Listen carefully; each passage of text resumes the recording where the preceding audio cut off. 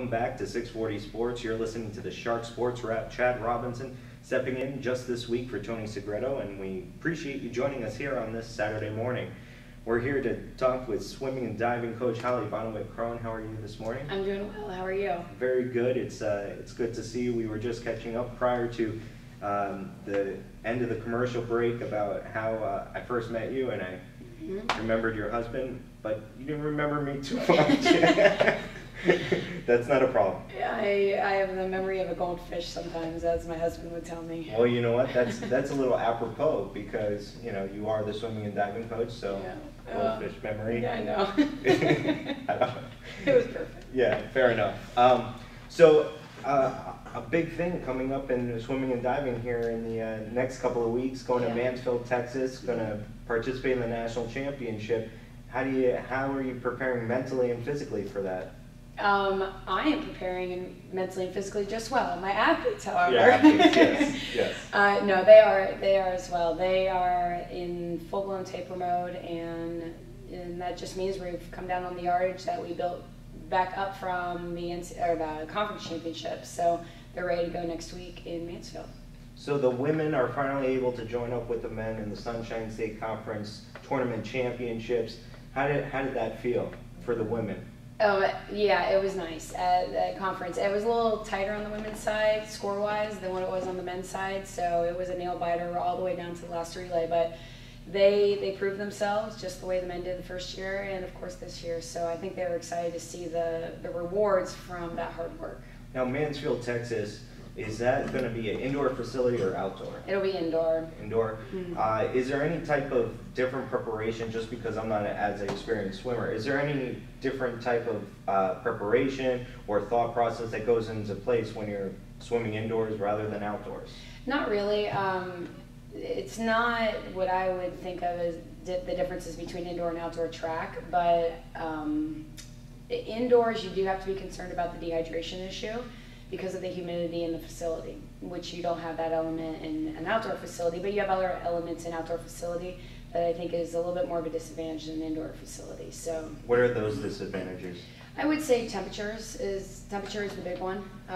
Depending on whether you're swimming in December or June, you can get different varying elements, whether it's really cold temperatures, really hot temperatures, and you have to adjust accordingly. With an indoor facility, you can pretty much assume that the temperature is going to be somewhat palatable, and you just have to worry about the humidity and the dehydration. So if it gets too hot, send kids outside for a little breath of fresh air and bring them back in. So there's minor differences. I wouldn't say there's any huge differences. But the national championship taking place March 14th through the 17th, and Nova gets to send 19 swimmers, the most of any school. How proud as a coach are you of that? Yeah, the most of any school in our conference. I'm very proud of that. It was quite an experience at our conference meet to be able to qualify that many swimmers, and just kind of one right after the other.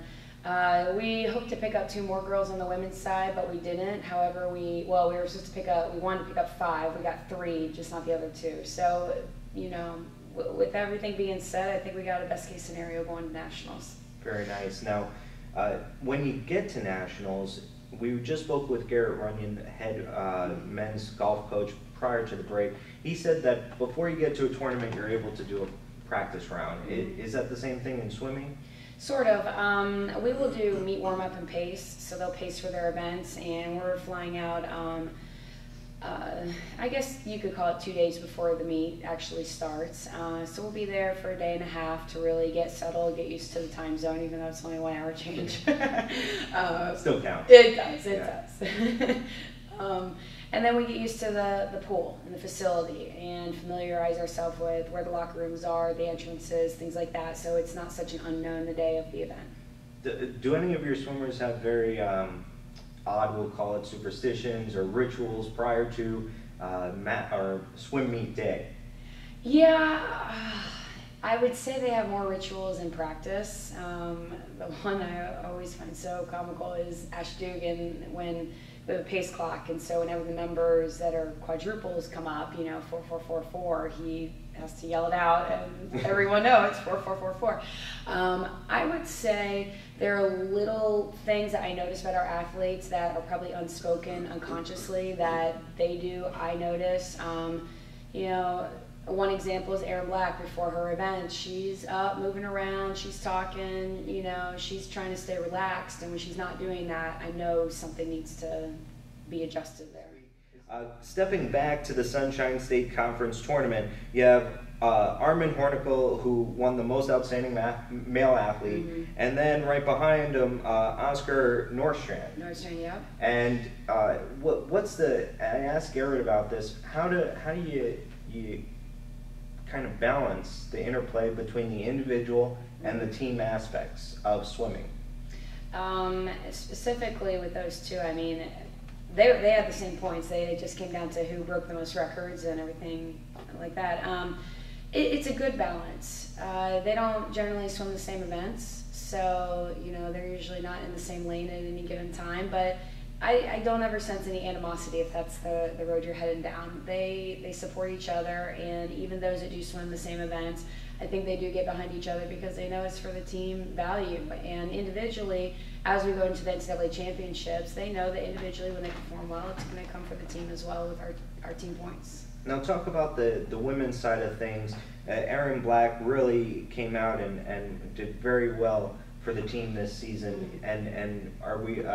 How do we see her in the championship this season? I think she's going to do really, really well. She wasn't shaved or tapered, all those little swimming terms that, you know, yeah. that are good for us. She didn't shave or taper throughout the season, so even for the conference championships when everyone else did.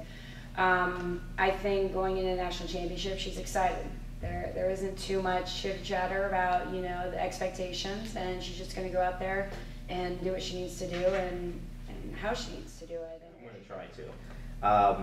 Take off the coach hat for a second, as he'll say. What, as a coach, are you starting to feel the butterflies in the stomach?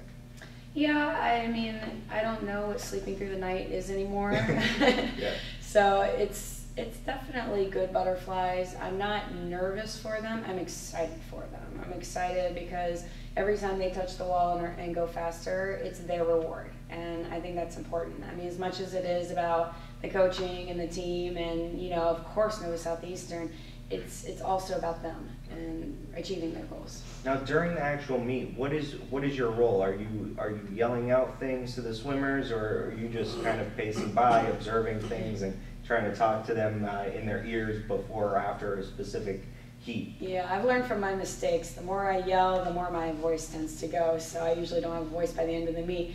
However, I go chitter chatter with them. So before their swims, I think is hugely important. And then after their swims, what did they do right? What do they need to change before finals, before the next event, things like that. So there's a lot of communication. And with 19 athletes, it's a little different than 45 that we took to the conference championships. So it'll be a lot easier to get around to each individual person. Sports. Don't forget, fans, you can check out the swimming team's progress at MSUSharks.com. They're headed to the NCAA National Championship at Mansfield, Texas, March 14th through the 17th. We'll be right back after this.